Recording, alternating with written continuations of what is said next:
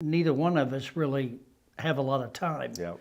So, but we make time to do this show just for our community. Yeah, just to help you guys out. Yeah. So today we're going to talk about some cool stuff. We're going to talk about money habits that keep people poor. And you know what? I was doing some research on this, and it was just like an epiphany. It's like, well, duh, that makes sense. Right. That's exactly what people do. Now, let's just start, and let's just go through this list real quick so we're not here all day and I don't have to order lunch, right? Mm-hmm. Paying yourself last. So let's talk about that. I mean, that is, it's a biblical principle that my dad taught me 40, 50 years ago. yeah. And it said, hey, son, if you're willing to work half days, you'll always be successful. And if you're going to give the Lord 10%, you should give yourself 10%. Right. And you should spend 80% of your money, and you'll be wealthy. And by half days, he meant 12 hours. Yeah, because there's 12 24 hours it's in a half day. 12, half a day is 12 hours. So that's how dads think. Yeah, that's how I think. Yeah, that's how I think now. And so when you think about that, that works. So if you go back, and hindsight's always 20/20, but if you go back and think about every penny you've ever earned since the first time you got a W-2, Yeah. how much money would you have today if you had kept 10% somewhere safe? And so that, that makes sense to me when I think about that. So I think that's something that very few people do that you should do. Out of sight, out of mind. You put it away first, then you budget around what you got left. And obviously I encourage everybody, hey, find a church that you can tie into and support that church. And we would love to have you out at Fellowship Bible. Yeah, absolutely. I think if you apply that principle, you'll be happy you did. Now, number 2, getting comfortable with bad debt. That's a bad thing. That's a bad thing. The average credit card debt percentage in the United States today is 22%. Wow. So, if I've heard people say, I've been picking away at it, and it's just there. I'll eventually get it done. That's not good enough. No. That's not good enough. You got to prioritize. You got to be intentional. You got to be intentional. You got to prioritize that bad debt. You got to knock that out of the park. You got to get that out of the way. Don't do anything else, including paying yourself, until you get that bad debt. Yep. You get that bad debt gone, then you rethink how you're doing your finances. Now, number 3, not having enough reserve cash. Now, what happens is there's a crisis that always comes up, and what do people fall back on? Credit. They go back on credit card debt, or they borrow against their 401k or their retirement account. And it's a terrible thing to do because it's always harder to pay that back. And it's just, if you would just redo your thought process, everyone should have a sum of money in savings. I don't care if it's in your gun vault or if it's in your bank account, it doesn't matter. A sum of money that if you have an emergency, that you go to before you go to anything else. So it doesn't have to be cash. It could be like an ammunition that you could then convert into cash if you needed to. Well, right? We are here in the Ozarks, and yes, I would agree with that. Maybe a little mix, right? If you got a freezer full of meat, I guess you could trade that, right? Well, here's the thing. The ammo is not going to lose value like the dollar is, right? Oh, my gosh. It's going to go the other way. Yeah. I think that would be a good investment. Stock up on your 223. But if you got reserve cash, it takes the stress off everything else, and it kind of makes sense. Now, here's number 4, not knowing your income versus your expenses. How many people do we know that just, they say, well, here's how much I make, and well, when's the last time you looked at your budget? I don't really have a budget. I just kind of live, and it's like, not good enough. You got to focus on here's how much I make, here's how much I spend. This is why I'm having trouble, because I'm not making enough money. Yeah. I mean, it's kind of, kind of common sense type stuff, right? Well, if you know, then you can plan. Number 5, expensive hobbies that you actually can't afford. Maybe right now. Yeah. Maybe later. I don't want to ever shoot your dream in the foot. Right.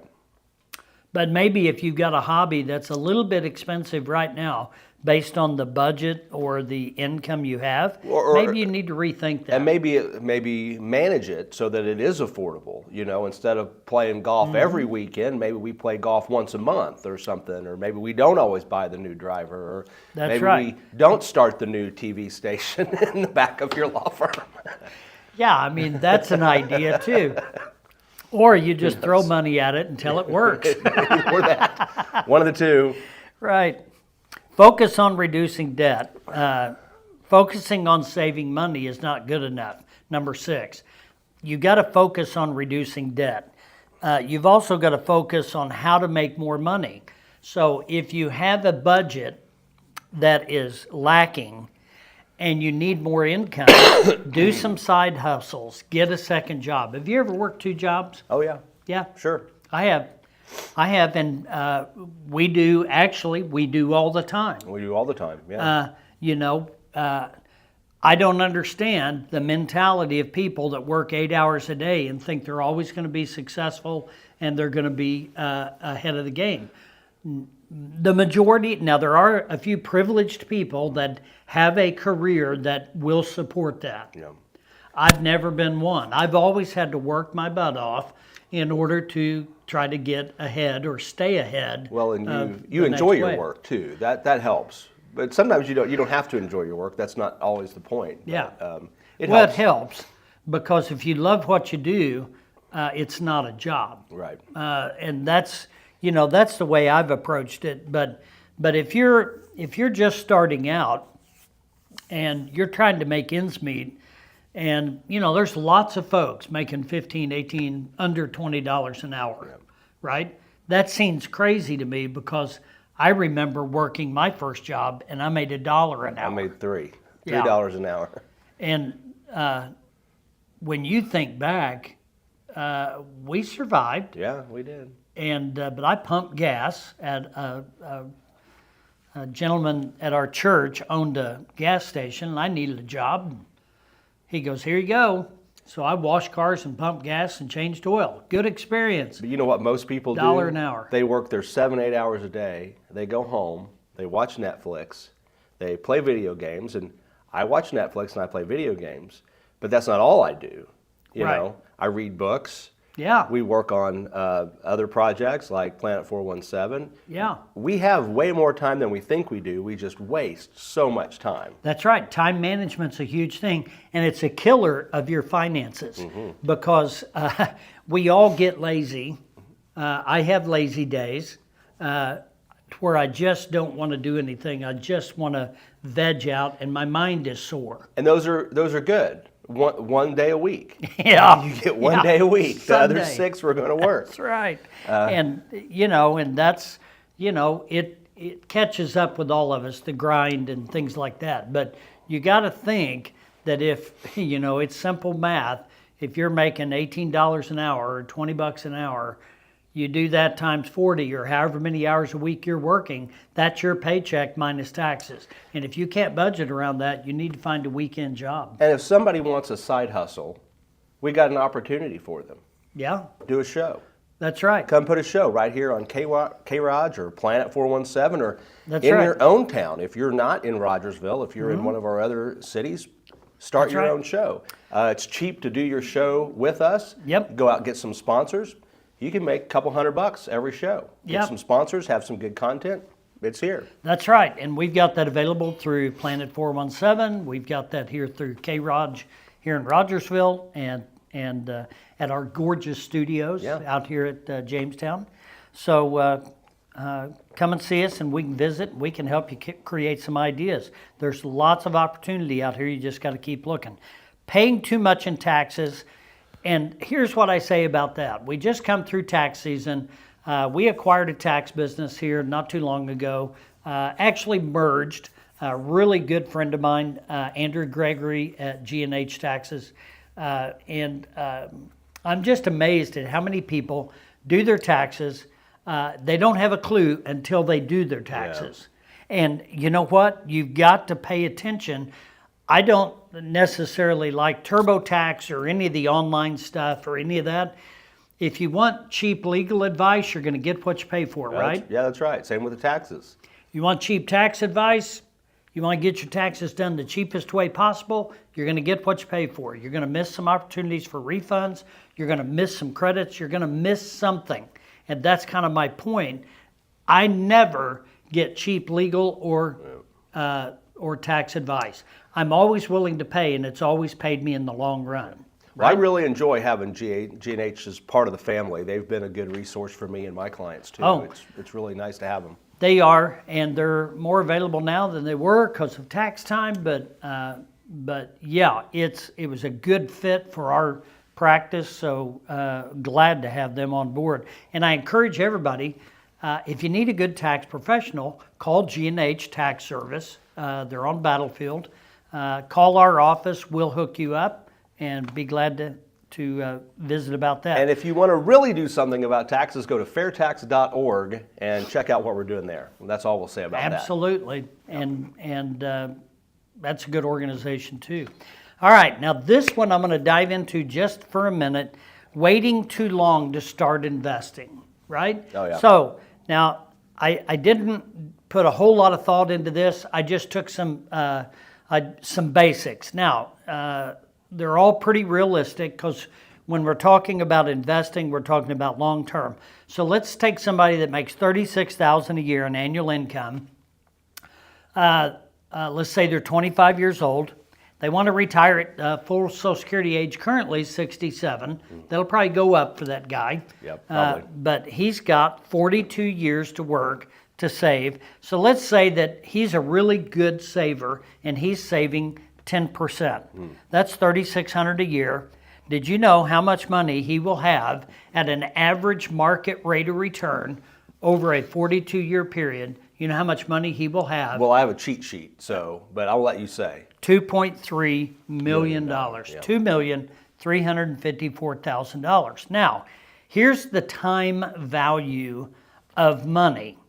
If that person just never got around to it and he waited till he was 35 years old to start investing, and he made the exact same money, he did the exact same investment, 10% of his salary, but instead of 42 years, he has 32 years to save. Do you know how much it cost him? Yeah, because I have a cheat sheet. $1.4 million less because he waited 10 years.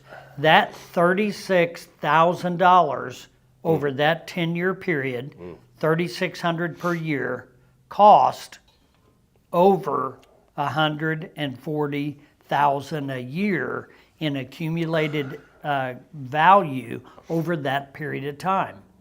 It's, math is a pure science. I've always enjoyed it. It doesn't lie.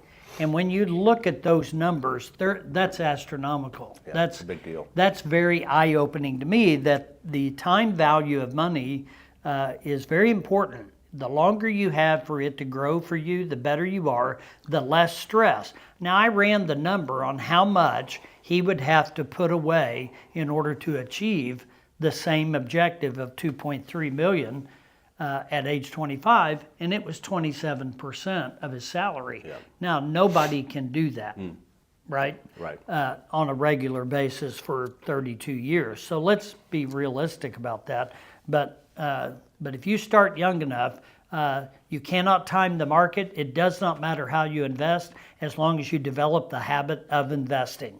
And we have lots of different ways to get started, and so you should really consider And that. some of your favorite products, I'm thrilled with them, are your guaranteed return investments, the ones that don't lose money. Yeah. That's a fascinating product to me, and I love it. I tell everybody about it. Yeah, they are. They're good. They're conservative. They're good. But you know what? They've kept pace. Give or take 1 or 2% percent behind market average rate of return, but with no fees and no risk to value. Yeah. And so I've yet to meet somebody that understood finances, that really just wanted to throw their money to the wind and hope and prayed that it was there someday when they needed it. The markets have totally changed in my career. I'm in my 39th year. Markets have totally changed. You can't count on it like you used to because you don't know who's cooking the books or how they're manipulating the market. No kidding. AI, I'm not a big favor of. I go back and watch the Terminator movies. Yeah, been there. That's coming. Yeah. So be prepared. Not caring about money. That's our last one. Just making as much as you can, as fast as you can, for as long as you can, and never having enough. When you only focus on making money, you're never going to have enough because you have no idea where your money's going and what it's doing. You don't have a budget.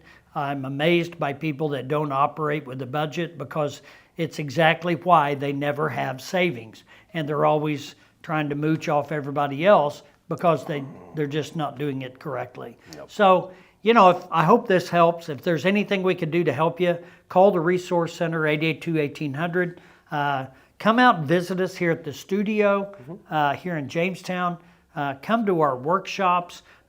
We have so much going on that it's hard to cover it all. But get involved in your community, get involved in our stuff, and come and see us and we'll help you. Yep. The website and phone number are in the description of this video. So if you need that, just click and find it. That's 882-1800, 417-882-1800, and resourcecenterinc.com. Yep. And we'll be back next week with more dollars and cents. Sounds good. Investment advisory services offered only by duly registered individuals through AE Wealth Management, LLC. AE Wealth Management and the Resource Center, Inc. are not affiliated companies. Investing involves risk, including the potential loss of principal. Any references to protection, safety, or lifetime income generally refer to fixed insurance products, never securities or investments. Insurance guarantees are backed by the financial strength and claims-paying abilities of the issuing carrier. This podcast is intended for informational purposes only. It is not intended to be used as the sole basis for financial decisions, nor should it be construed as advice designed to meet a particular need of an individual situation. The Resource Center, Inc. is not permitted to offer, and no statement made during this podcast shall constitute tax or legal advice. Our firm is not affiliated with or endorsed by the U.S. government or any governmental agency. The information and opinions contained herein, provided by third parties, have been obtained from sources believed to be reliable, but accuracy and completeness cannot be guaranteed by the Resource Center, Inc. This podcast is a paid placement.